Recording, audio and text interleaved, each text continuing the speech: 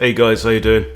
So carrying on my series, a bit of a speed run through the free bots on chess.com, and we've already done Martin and Alani and Aaron in the beginner section, and we carried on with Emir, rated 1000. We are now up to Mr. Sven, and Sven comes from Slovenia, and we'll do one game as white, one game as black, as before, and we've been playing d4 so far in this and going for the London. This is all fine. Knight f6 is okay. We've got so knight f6 is a very common standard response to 1d4. Okay, and Sven has played the immediate c5, which I like against the London. Really challenge that tip of that pyramid before white gets a chance to play it. So I'm just going to play c3. And if he takes, I'll take back and maintain my two central pawns. Okay. Okay, now we have an interesting issue. So here we have now two attackers, because there's a queue of attackers here against this pawn. Right now it is defended twice. Now, but the issue is that black is also attacking the b2 pawn, which is undefended since we moved out the bishop, and this is one of the downsides of moving out a bishop very early. So the question is, what are we going to do? Okay, now I could put my queen on c3, okay? And if Sven takes, I recapture with the a pawn. Nothing wrong with that, it's absolutely fine. That would then leave us in a situation with this pawn on here, and if Sven then takes, I can take back with my c pawn, and there's no more attackers. That's okay, right? So queen c3 I think is playable. Now if he takes the pawn first, having two attackers and then only one defender in the form of this c pawn, I can trade queens, double his pawns, and then actually these doubled pawns are isolated. So from that, and this is only move 3, guys, but we already have something that we need to calculate out. Okay, so now if I take the queen, A takes, and he's got doubled isolated pawns on the B file, and then I can just recapture this pawn at will, which I think I will do. Get a pawn in the center.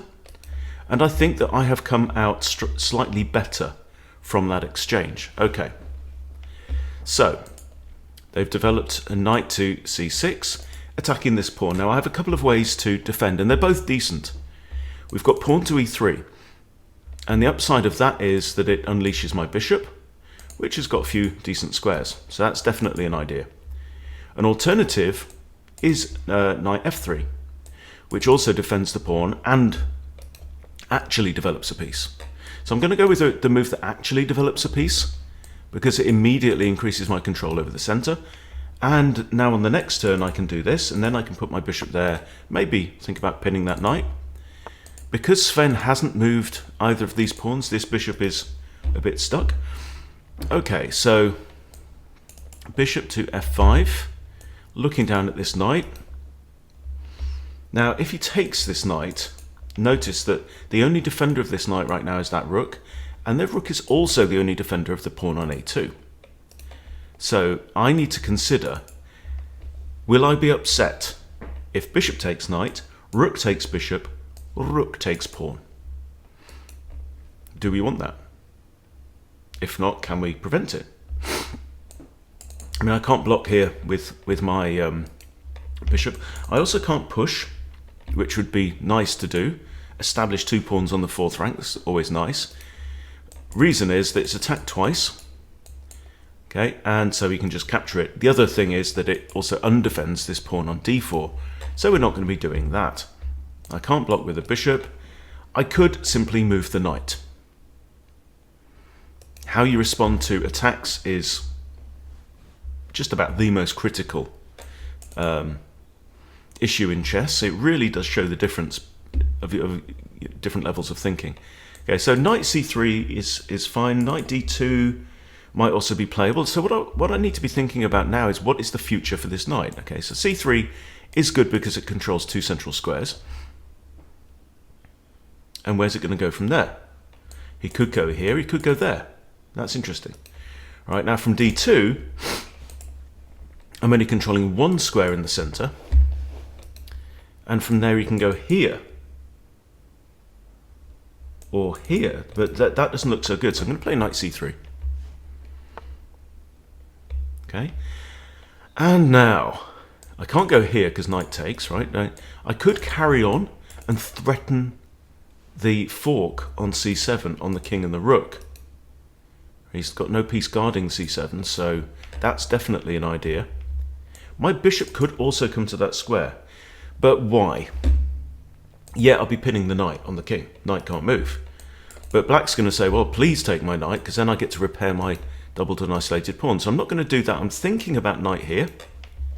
I could just play my bishop out somewhere a bit more sterile on c4, but at least then it's looking down at the g8 square, which is where black's king could end up.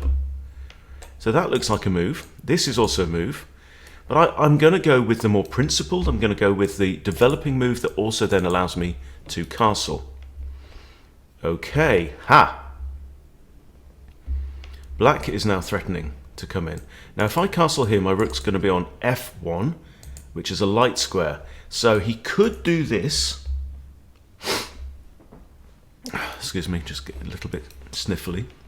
So let's say I castle, he does come in and attacks the rook. Now the thing about moving my bishop out, remember we just did this, right? Previous move. My bishop comes out, it's defending a2. So if I castle, I castle here, rook goes here, knight comes in here, attacks rook, I just slide across. So I'm going to castle. Sven is actually playing a very good game here. Okay, now he's come to a different square. Now he's attacking this pawn and this bishop. Okay, so can I defend this? Well, I kind of can. I mean, I can play rook b1, but then he takes the bishop anyway with a discovered attack on the rook. We don't want that. How happy or unhappy am I about him taking this bishop? Right? If he takes that bishop and my pawn takes, I've got an isolated queen's pawn. So I'm thinking, on balance, I'm just going to nobble the knight. Just get rid of it. Because I didn't see a satisfactory scenario there. Right, so we've got an undeveloped dark squared bishop. So my first thought is like this, but then what about this? I take with a knight. If here, though, I have to move again.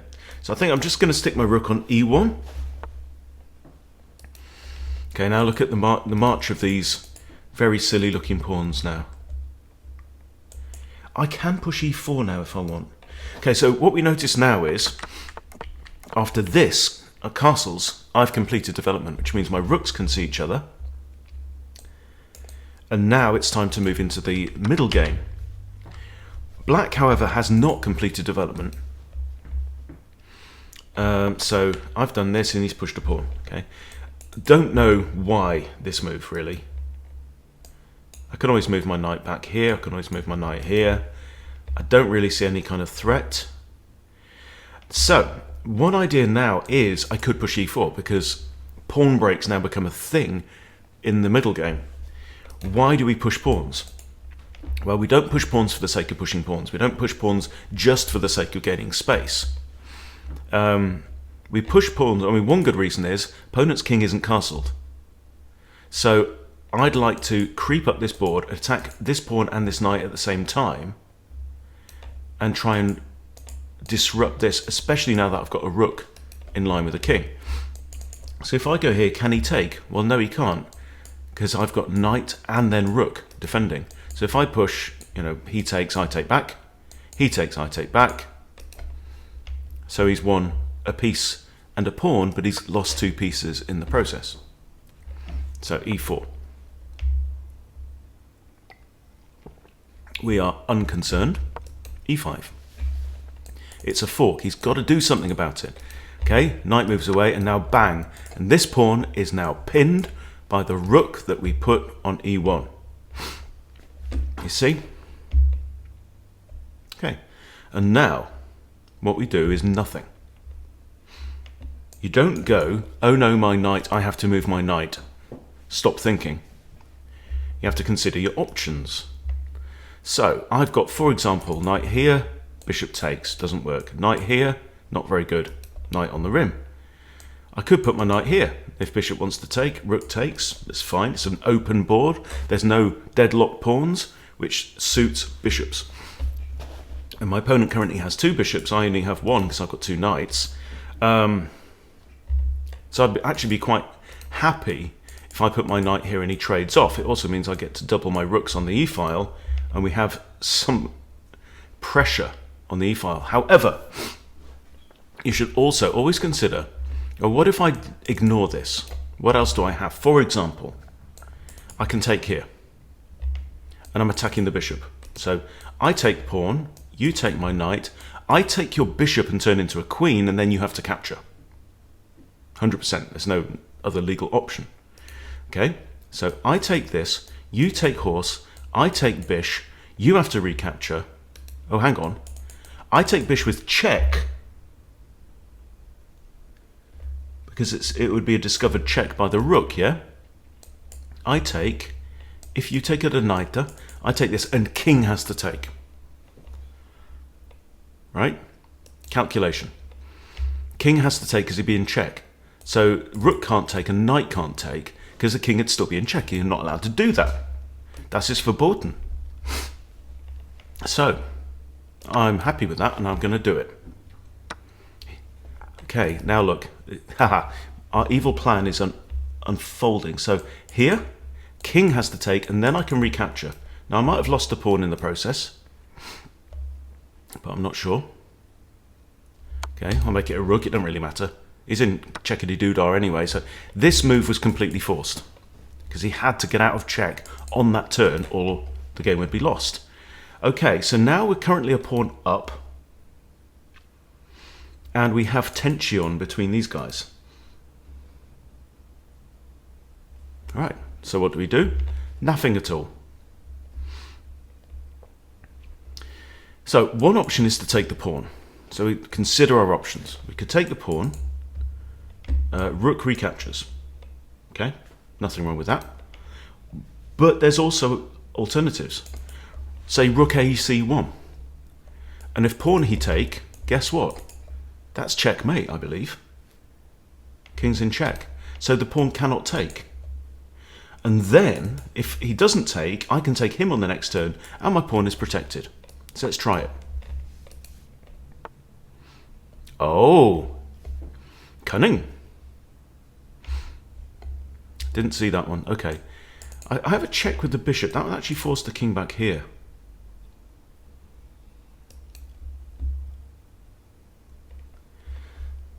Now I'd like to hit this pawn. I can with the knight from there. But then that would be 2 attackers, 2 defenders. He's done well, actually. I completely didn't consider the option that he could just push on. Here is good though as well. This is forcing because I'm attacking 2 pieces at once. It's a knight fork on an undefended knight and an important bishop. So let's say I come here. I'm thinking knight takes is very likely. Then I can take with the bishop, or I can take with the pawn. Now he has no dark squared bishop, so I don't see how he's going to dislodge this rook. Notice actually he has actually undoubled his pawns. Okay, I'm going to play this move. Okay, so he's chosen now to defend the knight, but in doing so he's removed one of the defenders of this pawn here. Right now, if I take and he takes back with the bishop, which is what he's going to do, can I stop the bishop from coming back to the defense of this so that I can then overwhelm and gobble up that pawn? I really, really don't want this pawn up in my face like that. So I've got like b3, will stop the bishop coming from this angle. So if the bishop's here, he can come to here, right?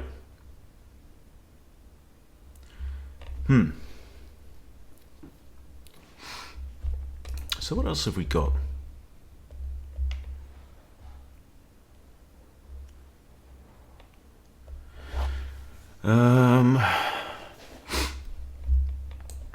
There takes, I have a check. King has to move there. How do I stop the bishop coming to this square? This one I can handle. I mean, I can play b3 after he goes there. That's not an issue. My concern is bishop coming back to that square right there.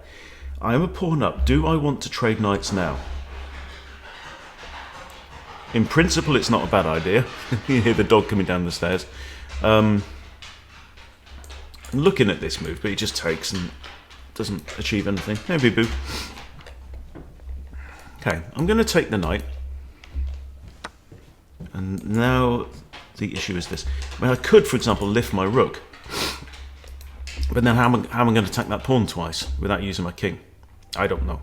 We also now have an opposite coloured bishops scenario, which is curious.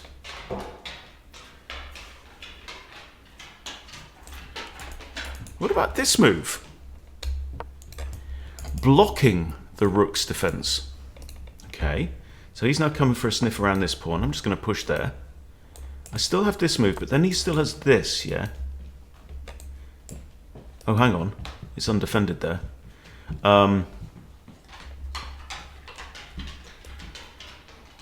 So this is an idea. It stops the bishop coming to this square, but that's not the one I'm worried about. The one I'm worried about is f5. I still have a check. Doesn't really achieve much. If the king goes here, it pins the bishop. So I think the king will go to g8, I'd imagine. Really, really solid game, though, from my opponent.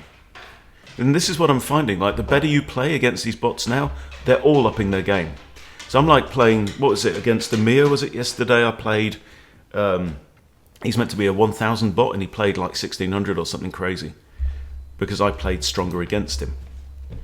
Okay, so now I've got rook here, bishop here. But then he does this. One big disadvantage right now is this rook's not in the game, but it does actually have a route out into the board there. This is a thought. I'm attacking an undefended pawn. And he can't push because bishop takes. So I'm going to play this move for now, while we think.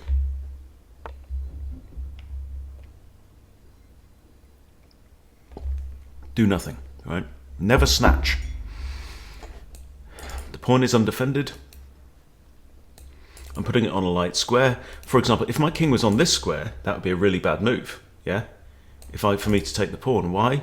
Well, not actually, because pawn takes, so I don't see any reason not to take the pawn. I might even do this then and try and trade off the rooks. What on earth was that? He's moved it from h8 to h7. And that is a complete waste of a move.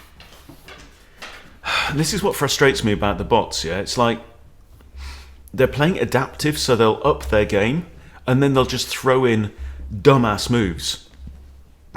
Absolutely no reason. Okay. This is forcing now. I'm going to try and trade off the rooks. And now I have a passed pawn. Right, he's defending that pawn, fair enough. So, is it time for... should Kingy get involved? Or should we just put the pressure on by just throwing these guys up the board? This rook is going to have to move again to get to h6. Yeah, I'm just going to push pawns now, I think. 1, 3, 4, 5, 6 against 4. I'm plus 2 pawns. Okay, he's attacking there. No worries. I'll just throw it up the board. And you've also undefended this guy, by the way, which is critical. Absolutely critical. That was his only big threat. And now I can just push, push, push. And he's also now blocked in his other rook. Okay, now he's unblocked it. But it's too little too late. He's going to have to come back here or there and lose. So the number one thing I need to check is, can he drop a rook onto the back rank on any of these open files? No, he can't, because he's messed up. And also this move comes with check. So it's academic. King is going to have to move to 7th. I'm going to trade off the rook because I know that this is a 1 ending. How do I know this? Well, look, this is a 5, right? We'll make it into a square. Okay? That's one way of doing it. Can this king get into that square? No, it can't. Right? Another way you can do it is just do a diagonal to the back rank, right? And measure it that way. Can the king get in? He can't. So this pawn, I know 100% can dance all the way up the board. And I know that it can't stalemate because he's got pawns that can move. Okay. And now it's going to be a relatively straightforward job to convert. First thing, I'm going to put my queen here, which is going to quarantine the king on the other side of the board from where the pawn is. Okay. And we can just, literally, I can just pre-move all of that because I can't stalemate him. Okay, now he has to stay on here, and it's a simple ladder mate.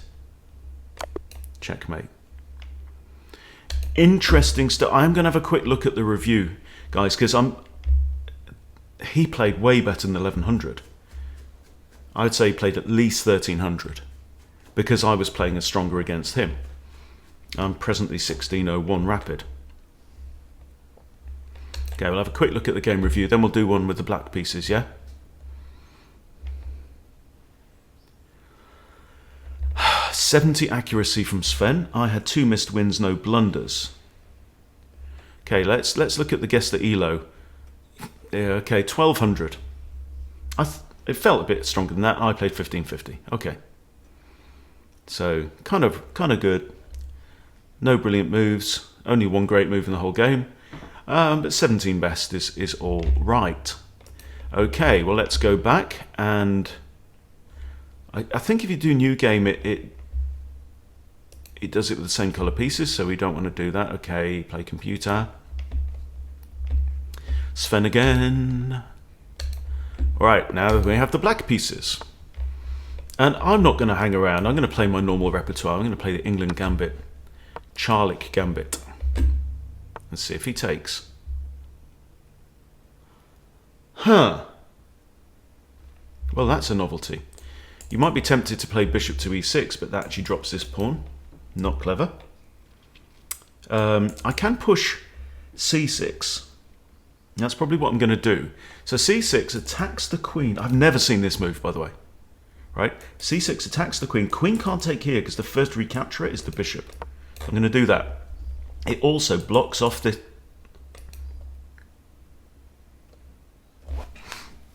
What's the point? Sven? Okay, well, let's do it. Let's dance, man. Okay, you want to give up your queen? The old classic, this is called the Botez Gambit.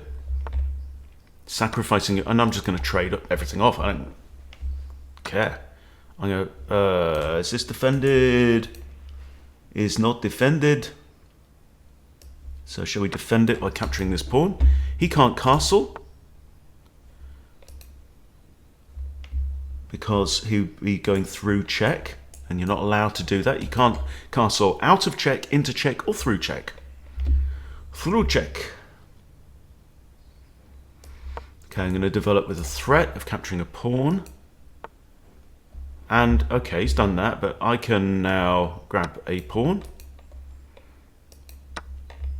I know it's very difficult to lose. I can't take there because bishop defends, right? It's very difficult to lose a position like this, but believe me, it's been done many times. And there you go. See, you get cocky, you blunder. Let's throw in a check. Okay. Right then. And I can't go through check, so I'm going to try and trade off the rooks. And let's make a game out of it. Okay, this is fine. Now king has to move. Oh, no, he doesn't. All right, we've got to be a bit careful about these bishops, though, isn't it? Okay, so game on. I'm +3 materials. I have 3 minor pieces, so does he. It's queen for a rook, and he has 1 extra pawn. So, game on, flame on. I can't check there. I can play my knight in there. But let's just clear the back rank. I might even want to shuffle my king over to safety. You can have that. That's yours. I don't mind. You're welcome to that knight. If you want to start trading material, be my guest. I've got queen here and bishop here. The bishop would be pinned. Let's do that. It's operation trade everything off. Okay, here we go. Now the bishop can't capture because it's pinned. That means I can force this. But actually, what's better than that? Checkmate. Well, Sven, that was shite. That was absolute garbage. After we had one good game, and then you've let me down.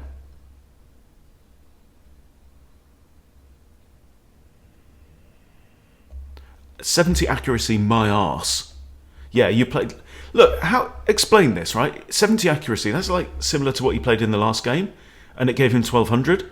Now it's 70 accuracy, and it's given him 750. That was absolute gash. So, guys, I apologise. Sven is temperamental, and he will do insane things from time to time. What was your blunder? Ooh, let me guess. That's it, not saving your queen, dumbass. Anyway, there you go. How to beat Sven? Oh, God, I don't know. Wait for him to do something stupid. It seems like the response to all the bots, but there you go. Yeah, but I enjoyed the first one. Second one, not so much. So, is it useful for you? I have no idea, but hope it's at least entertaining. Thanks for watching. See you soon.